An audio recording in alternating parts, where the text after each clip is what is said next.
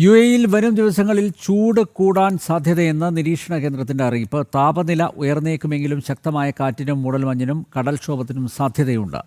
പകൽ താപനില ഉയരുമെങ്കിലും രാത്രികാലങ്ങളിൽ തണുപ്പ് അനുഭവപ്പെടുമെന്നും കാലാവസ്ഥാ കേന്ദ്രം അറിയിച്ചു. ശൈത്യകാലം അവസാനിക്കുന്നതോടെ ചൂട് കൂടുമെന്നാണ് കാലാവസ്ഥാ നിരീക്ഷണ കേന്ദ്രം വ്യക്തമാക്കുന്നത്.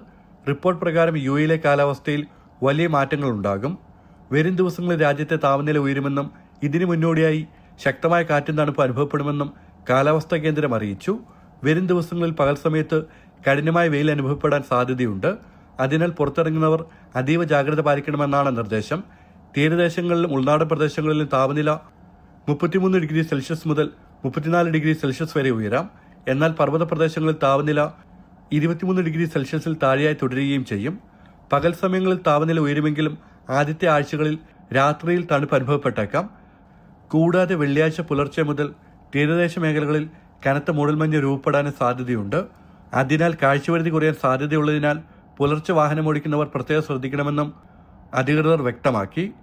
ജനം, ദുബായ്.